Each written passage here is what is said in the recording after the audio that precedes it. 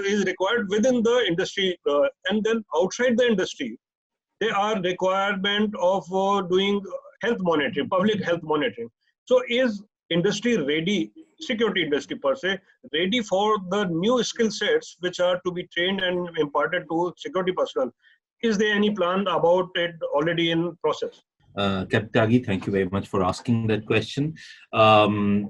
Short answer, if you had asked me 1 month back, answer was no. Obviously, we were not prepared. COVID has come to us so fast and so hard. None of us were prepared for anything of this nature ever globally. So, no, we were not prepared for this. We were no training curriculums or anything to refer back. This is a unique situation. It is making you think on your feet. You are having to devise new strategy, new plans, new BCPs, day in and day out. What may be absolutely perfect for today's situation in COVID may not be perfect for tomorrow's situation in COVID. It's very dynamic.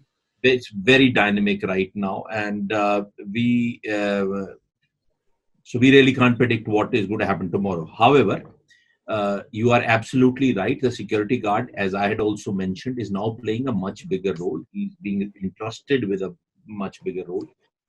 They are having to come up very quickly to be able to respond to these circumstances.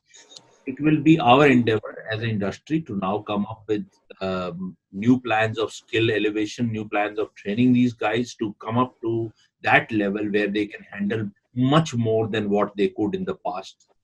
And I'm sure the users will also start appreciating what we are providing for them. And accordingly, the whole market dynamic will change. My questions to the panelists is that what do you feel would be the new normal in terms of the usage of IR/thermal laser-based attendance and body temperature monitoring systems as preventive mechanisms going forward? Because as a panelist rightly said, that this a while ago used to be a future technology, but today we see that this has become the essential requirement. Is the industry, is the need there? Is the industry poised to meet this demand?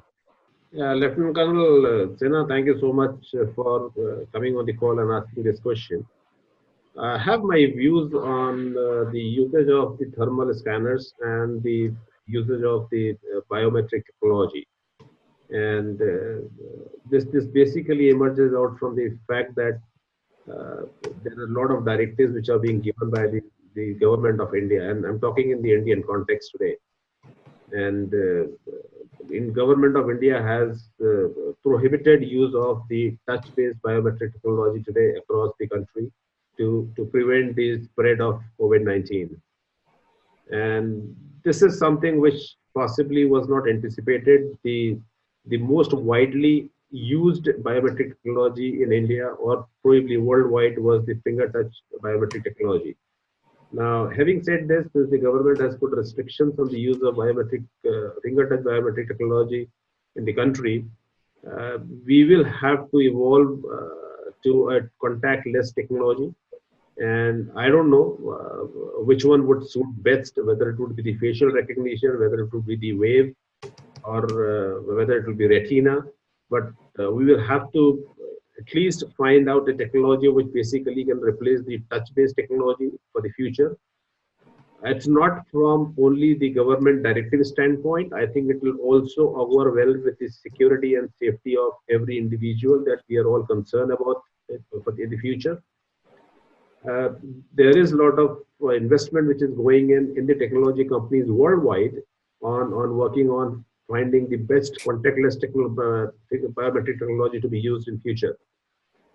So you never know. We may have something really economical, reasonably priced technology which might come out in the market soon. My sense is whatever we have used in terms of facial recognition, there are challenges of the facial recognition technology. That's why the finger touch biometric was most widely used, because with different kinds of your facial dimensions and the backgrounds, normally the facial recognition technology is not 96-97% fail proof. So that's the reason why I think the companies will have to do a lot more to find something which basically can replace the touch-based biometric. On your second question, which is basically the use of the thermal scanners or probably the contactless thermometers for to be able to take temperatures of people and assess if the body temperature is normal or individual having a particular high grade fever or probably a mild or a moderate fever. I think slowly and gradually, if this becomes a new normal, then I think we will have to do away with the contactless thermometers also. There are technologies which are available in the market today. People walk through, that is deployed, people walk through the technology and automatically their temperatures are scanned. So there is no individual who is holding on to a contactless thermometer and doing the thermal temperature checks. I think it's a free passage for all. People move around. There is a control room set up. Control room keeps looking at individuals in terms of the body temperature. And they have the mechanism to identify a person with a higher body temperature and immediately isolate that person from the crowd. So I think that will get deployed in probably the areas where you have large crowd movement in the offices. And it's not something which is mandatory, but I think it will be very, very useful. It will be required. It will be much desired, I would say, to ensure that the employees working in those facilities probably are protected and the preventive measures are put in place. Yeah, yes. Would like to thank you, Mr. Batra, and good evening, all the panelists. A quick question I had to get your thoughts on how you view the remote surveillance panning out in this post the pandemic scenario, and how the technology adoption, whether we are there yet, how it can complement the existing manpower with remote surveillance, and especially including recent developments in artificial intelligence as well. How you think the remote monitoring can help the security industry as such, and how you see it panning out. Thank you so much. Rituraj? Thank you, Vamsi, for that question. I think remote monitoring is an essential part of our industry. I think the importance of remote monitoring will only increase over time. I think artificial intelligence is going to play a very key component in COVID SOP compliance. It is not physically possible to monitor hundreds of people or thousands of people working in an IT park. It's not physically possible to check COVID compliance like mask and social distancing and various other things that COVID compliance includes. So I think the importance of remote monitoring will only increase with time, and artificial intelligence, the quality of artificial intelligence that we currently use is very rudimentary. The evolution of that will need to be at a very, very rapid pace and scale to meet the future requirements. It's nice to see you discussing this. I belong to the travel industry, and I feel the travel industry is completely unregulated in the past years, although there are bodies which guide and proceed. TAFE. Right, but we all know they're not really able to sort out the commission part in the past years. Anyways, coming down to the present, how do you see the travel industry changing, or is it just wait and watch? There is a convergence of your sector with almost every sector. There's convergence with travel, airports. That's a big part of the economy. So travel, airports, security services, all linked. We can get Rituraj, then Rajiv, and then Manjeet. Rituraj? Well, I think honestly speaking, I'm not the travel sector expert here, so wouldn't know entirely. But my broad thoughts are twofold. Number one, any sector that requires contact and crowding, like a concert, like a 5-star hotel, anything that requires contact and crowding will probably be impacted more and will probably be the last to come out. It could be a restaurant, it could be a railway station, whatever it is.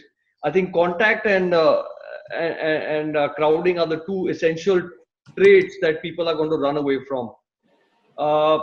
as regards to our role, I think in travel industry, we've always had a very prominent role. We see travel as a larger industry involving travel, hospitality, tourism, all rolled into one. That sector is a very vital sector for us. We completely understand that, the occupancy rates of the best 5-star hotels in the country today is